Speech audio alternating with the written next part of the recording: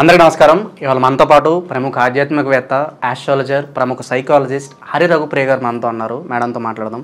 Madam నమస్తే. Madam నమస్తే నాన్న. మేడం పూజ గదిలో పూజలు చేస్తూ ఉంటారు, చాలా నిష్టతో చేస్తూ ఉంటారు, భగవంతుడి మీద ప్రేమతో చేస్తూ ఉంటారు, తెలుసో తెలియకో కొన్ని తప్పులు చేస్తూ ఉంటారు. ఎలాంటి తప్పులు చేయడం ద్వారా ఆ పూజ చేసిన ప్రతిఫలం అనేది మనకు దక్కకుండా పోతుంది. అలాగే కోరికలు కోరుతూ ఉంటారు, చాలా భారీ కోరికలే కోరుతూ ఉంటారు. మరి పొరపాటును కూడా దేవుడిని పలానా కోరికలు కోరుకోకూడదు అంటే ఎలాంటి కోరికలు కోరుకోకూడదు? అయితే పూజా మందిరము అంటేనే మనకి పాజిటివ్ మైండ్ సెట్ ఉండాలి. అంటే పాజిటివ్ మైండ్ సెట్ ఉండాలి అంటే మనం కూడా అటువంటి పాజిటివ్గానే ఉండాలి. అంటే శుచి, శుభ్రత ఈ రెండు పాటించాలి.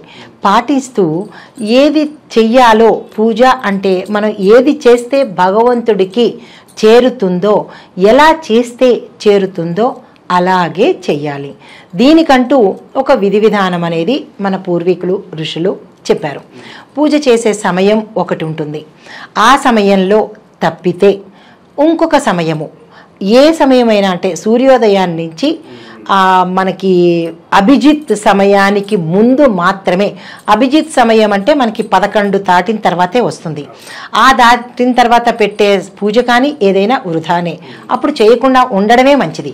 అయితే ఈ సమయంలో పొద్దున్న చేయలేకపోతే తరువాతైనా చేసే అవకాశం ఉంటే కనుక, లేదు 11 గంటలకి చేసే అవకాశం, అందరికీ ఒకే టైం అవకాశం ఉండకపోవచ్చు.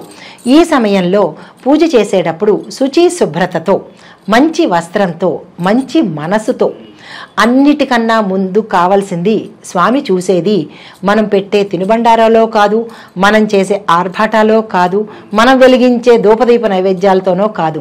అవి ఒక ప్రక్రియ మాత్రమే. కానీ ఆయన చూసేది మన మనసు చూస్తాడు, మన శక్తి చూస్తాడు. మనసు, శక్తి ఈ రెండే స్వామివారు చూసేది.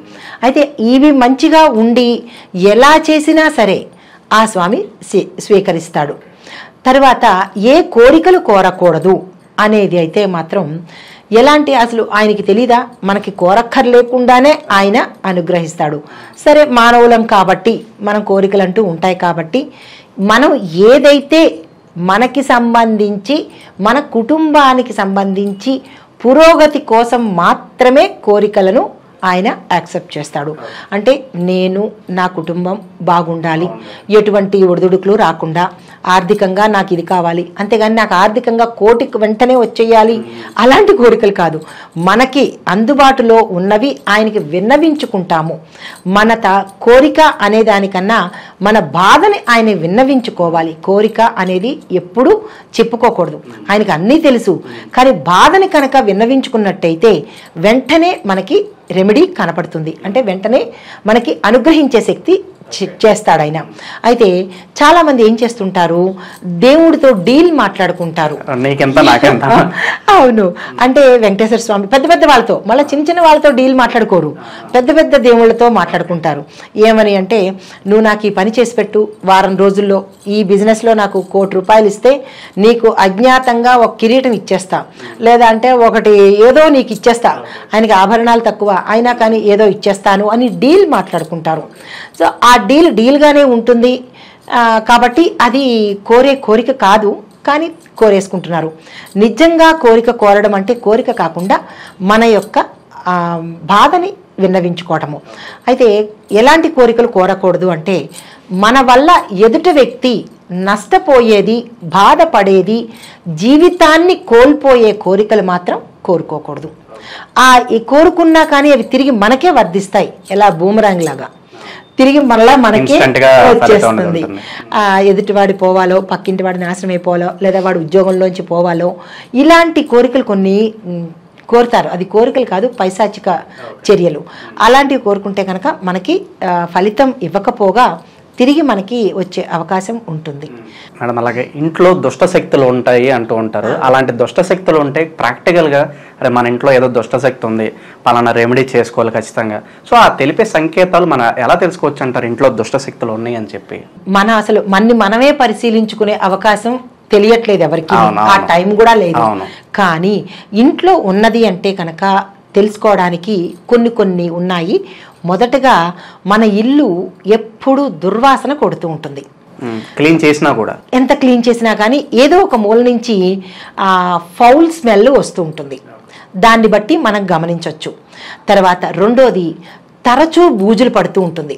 మనం ఈ వారం క్లీన్ చేస్తాము, నెక్స్ట్ వారానికో 2-3 రోజులకో బూజులు ఎక్కువ పడుతూ ఉంటుంది. అది ఒకటి గమనించుకోవాలి. ఎక్కువ తరచూ బూజులు పడుతోంది అంటే కనుక ఆ ఇంట్లో దుష్టశక్తి ఉన్నట్టే, ఇది పక్క.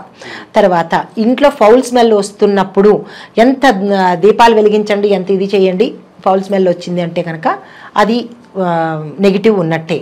మూడోది ఏంటంటే, తరచూ దెబ్బలు తగులుతూ ఉంటాయి. ఊరికూరికనే దెబ్బలు తగులుతుంటాయి. మంచం మించి పడిపోతూ ఉంటారు రాత్రి సమయంలో. అది కూడా ప్రత్యేకమైన సూచన. అంటే అది ఎలా పడేస్తుంది అంటే, మంచం మించి కానీ మెట్ల మీద నుంచి కానీ తరచూ పడిపోతున్నారు ఒక వ్యక్తి. ఏదో కాలు జారి పడడం అది ఓకే, కామన్, అది ఎవరికైనా. కానీ తరచూ ఇవే జరుగుతున్నాయి అంటే మన ఇంట్లో దుష్టశక్తి ఉన్నట్టు. తర్వాత ఇంకొకటి ఏంటంటే, తల మీద మాడు దగ్గర, సహస్రారం దగ్గర ఎప్పుడూ లాగినట్టుగా కనపడుతుంది. మనం ఏ దిక్కులో మంచం మీద పడుకున్నా కానీ చెప్పాలంటే తల గుంజినట్టు ఉంటుంది అంటారు. అలా అంటే అర్థమవుతుంది. సో ఇలాంటివి తల గుంజినట్టు ఉంటుంది, తల లాగినట్టు ఉంటుంది అని అంటే కనుక నెగిటివ్ ఎనర్జీ, అంటే చెప్పాలంటే భూత ప్రేత పిశాచాలు ఉన్నట్టే. మళ్ళీ నెగిటివ్ అన్నమాట ఎందుకు, డైరెక్ట్గా చెప్పేసుకుందాం, ఇంట్లో తిరుగుతున్నట్టు లెక్క. తర్వాత ఇంకొకటి ఏంటంటే, దీపం వెలిగిస్తున్నప్పుడు మాటికి ఆరిపోతూ ఉంటుంది. అగ్గిపుల్ల క్లియర్గా వెలుగుతుంది, దీపం వెలిగిస్తాము, కానీ ఇలా వెలిగించి ఇలా తీసే లోపల అగ్గిపుల్ల ఆరదు కానీ దీపం ఆరిపోతుంది. అలా అంటే చుట్టూ గాలి ఏమన్నా ఉందా అని అనుకుంటారు. అంటే ఫ్యాన్లు అవి పెట్టుకుని మనం చెయ్యం కదా. అంటే అక్కడ ఎందుకు ఆరిపోతుంది మాటికి అంటే అది ఒక పరిశీలన, అది గమనించుకోవాలి. దాని తర్వాత మనం ఇంటికి ఇవి బూడిద గుమ్మడికాయ పెడతాం కదా. ఆ బూడిద గుమ్మడికాయ పెట్టినప్పుడు 15 రోజుల లోపల కానీ నెల రోజుల లోపల కానీ, అంటే పౌర్ణమి నుంచి పౌర్ణమికి కానీ లేదా అమావాస్య నుంచి అమావాస్యకి కానీ ఈ లోపల కనుక ఆ బూడిద గుమ్మడికాయ ఎండిపోయి దానిలోంచి నీరు కారింది అంటే కనుక అది కూడా ఒక రకమైన ఇండికేషనే తప్పనిసరిగా. తర్వాత అద్దము పగిలిపోయిన ఉత్తినే, మన చెయ్యి తగలదు, కాలు తగలదు, ఏమీ తగలదు, ఊరికూరికినే అద్దం బీట పడితే, అంటే డ్రెస్సింగ్ టేబుల్స్ లాంటివి ఉంటాయి, గోడకి అద్దాలు ఉంటాయి కదా, అది ఊరికినే పగిలింది అంటే దాని అర్థం ఏంటంటే ఇంట్లో దెయ్యము ఉన్నది అంటే, నెగిటివ్ అని చెప్పడం కన్నా డైరెక్ట్గా చెప్పేస్తున్నాను. అదేంటంటే ఈ దెయ్యానికి, అంటే ఈ ఆత్మకి దాని ముఖం అది చూసుకుంటే భయపడుతుంది. అది ఎక్కడ కనబడుతుంది, మనకి అద్దంలోనే కనబడుతుంది. అది ఎప్పుడైతే దీన్ని ఇలా చూసుకుందో, దాని రూపం అది చూసుకుందో, అది భయంతో బేట ఇచ్చేస్తుంది. అది మనం గమనించుకోవాలి. అంటే మనకు అది కనపడదు కదా, ఈ అద్దం కనబడుతుంది కదా. ఒక్కొక్కసారి అద్దం పీసులైపోయే అవకాశం కూడా ఉంటుంది, ఒక్కొక్కసారి బ్రేక్స్ ఇచ్చేస్తూ ఉంటుంది. సో అప్పుడు అద్దం ఉత్తినే పగిలిపోయింది అని అనుకోవడం కూడా ఒక రకమైన ఇండికేషన్. మన ఇంట్లో ఆవులు, దూడలు ఇలాంటివి పారిపోవడం కూడా జరుగుతూ ఉంటాయి అప్పుడప్పుడు, అది కూడా ఒక ఇండికేషన్ అనుకో. అది కూడా ఇండికేషన్. అంతకన్నా ఇంకొకటి ఏంటంటే, తులసి మొక్క మాడిపోతూ వస్తుంది.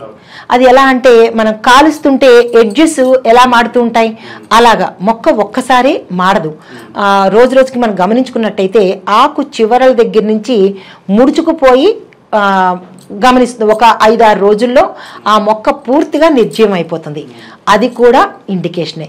ఇలాంటివన్నీ మనం గమనించుకుంటూ ఉంటే కనుక మన ఇంట్లో తప్పనిసరిగా అవి తిరుగుతున్నాయి అని గమనించు. మన ఇంట్లో మరి దుష్ట శక్తులన్నీ టెస్ట్ వేసి కూర్చోడానికి ప్రధాన కారణాలు అంటే ఏవై ఉండొచ్చు అంటారు?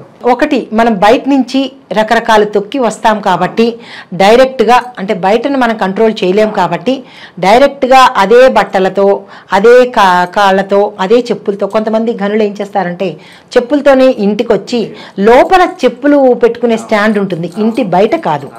సో ఆ చెప్పులు తిరిగి వచ్చి అక్కడ పెట్టడం వల్ల ఆరోగ్యపరంగా డస్ట్ ఒకటి, ఈ పరంగా దుష్ట శక్తులు లోపలికి వచ్చే అవకాశం ఒకటి ఉంటుంది. చాలా మంది డాక్టర్లు సజెస్ట్ చేశారని చెప్పి ఇంట్లో కూడా చెప్పులేసుకుని తిరుగుతున్నారు. అది ఒకటి ఏంటంటే, చెప్పులేసి తిరుగుతున్నారంటే వాళ్ళ హైఫై స్టేటస్ చూపించుకోవడానికి. రెండోది ఏంటంటే ఆరోగ్యపరంగా ఏంటంటే ఎక్కడ నీళ్లు ఉంటాయో ఎక్కడ నూనె ఉంటుందో తెలియదు, జారి పడే అవకాశాలు ఉంటుంది. కాబట్టి చెప్పులు ఫ్యాషన్గా చూసుకుంటే ఆ ప్రమాదాలకి సూచన అవి. దాంతో తర్వాత మన బయటికి వెళ్ళొచ్చిన బట్టలు అంటే మామూలుగా జాబులకి వెళ్ళి వచ్చిన బట్టలు అయితే ఓకే, దాన్ని మనం ఏమీ చేయలేము. కానీ దానికి కూడా ఒక ప్రక్రియ ఉంది. ఏంటంటే డైరెక్ట్గా బెడ్రూమ్లోకి వెళ్ళిపోకుండా, బెడ్రూమ్ అనేది విరామ ప్లేసే కాకుండా నెగిటివ్స్ కూడా ఉండే ప్లేస్ బెడ్రూమే. ఫస్ట్ బెడ్రూమే నెగిటివ్స్ ఉంటాయి. మిగతా స్థలాల్లో అంత కనపడదు, కానీ బెడ్రూమ్లోనే మంచము నెగిటివ్ అట్రాక్ట్ చేస్తుంది బాగా. తర్వాత ఇంట్లో ఉండే అద్దం నెగిటివ్ అట్రాక్ట్ చేస్తుంది. తర్వాత మన బట్టలు తలుపు వెనకాల పెడతారు, ఒక పెద్ద హ్యాంగర్ లాగా ఉంటుంది. అక్కడ ఈ ప్రదేశాల్లో నెగిటివిటీ ఎక్కువ ఉంటుంది. అంటే దుష్ట శక్తి ఆవాస స్థానాలు ఇవన్నమాట. బయటికి వెళ్ళి వచ్చిన తర్వాత రావడమే తీసుకెళ్ళి 4-5 రోజులకు కానీ ఉతకరు, అది తీసుకొచ్చి పక్కన పెట్టేస్తారు. అంటే మనం దాన్ని ఇన్వైట్ చేస్తున్నట్టే లెక్క అనమాట. ఈ ప్రదేశాలు దుష్ట శక్తికి ఆలవాలన్నమాట, నివాస స్థానాలు. ఇలాంటివి అవాయిడ్ చేసుకుంటే బాగుంటుంది. మరి దుష్ట శక్తులను తరిమి కొట్టడానికి మీరు నమ్మే పరిష్కార మార్గం ఒకటి చెప్పండి మేడం. శుచి, శుభ్రత, దైవ ప్రార్థన. మనసులో కానీ బాహ్యంగా కానీ అంతరంగా కానీ ఎదుటి వ్యక్తి చెడు కోరద్దు. మీకు వీలైతే సాయం చేయండి, కానీ ఎదుటి వ్యక్తి చెడు కోరకపోవడం ఒకటి, దైవ ఆరాధన ఒకటి. తరువాత శుచి శుభ్రత. ఎక్కడ శుచి శుభ్రత ఉందో అక్కడ దేవుడు ఉంటాడు. దేహమే దేవాలయం కదా. మన ఆ దేవాలయాన్ని అశుభ్రంగా ఉంచితే వచ్చేది ఎవరు? దేవుడు వెళ్ళిపోయి దుష్టశక్తులు ఆలవాలమవుతాయి. శ్రద్ధ తీసుకుని మన దేహాన్ని, మన గృహాన్ని కూడా శుభ్రత పాటించి అంతర్లీనంగా, అంటే మనసులో కూడా, బయట శుభ్రం కాదు, లోపల మనసు కూడా శుభ్రంగా ఉండాలి.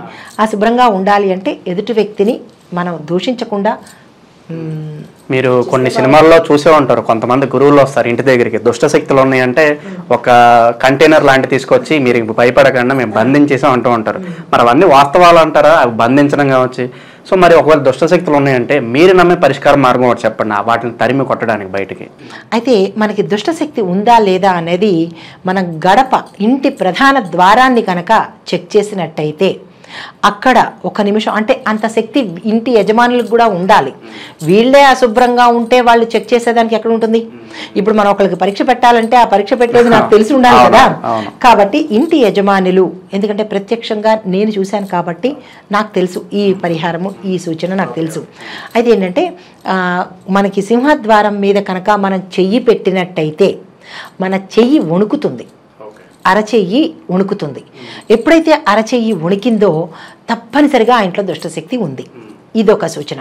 తర్వాత ఏదైనా ఒక రోజు, అంటే గురువారం కావచ్చు, శనివారం కావచ్చు, ఏదైనా ఒక రోజు పచ్చి పాలను తీసుకుని, అంటే ఇవి మీరు చెక్ చేసుకునేందుకు మార్గాలు, పచ్చి పాలను తీసుకుని ప్రధాన గడప దగ్గర, సింహద్వారం దగ్గర మీరు యువతల నుంచుని, అంటే ఇంటి లోపల నుంచుని ఆ సెంటర్లో, అంటే గడపకి మధ్య భాగంలో కనుక ఈ పచ్చి పాలను పోసినట్టయితే అవి లోపలికి వస్తే ప్రమాదం లేదు, ఇంట్లో దైవశక్తి ఉంది. అది ఏమాత్రం బయటకు వెళ్ళింది అంటే కనుక ఇంట్లో తప్పనిసరిగా దుష్టశక్తి ఉంది అని అర్థము. ఎప్పుడైతే మనకి తెలిసిందో దాన్ని తరిమే ప్రయత్నాలు చెయ్యాలి అంటే ఫస్ట్ మన ఇంట్లో పూజలు నిర్విఘ్నంగా జరగాలి. ఆంజనేయ స్వామి పటం కానీ, పంచముఖి ఆంజనేయ స్వామి కానీ ఇంటి ప్రధాన ద్వారం దగ్గర పెట్టాలి.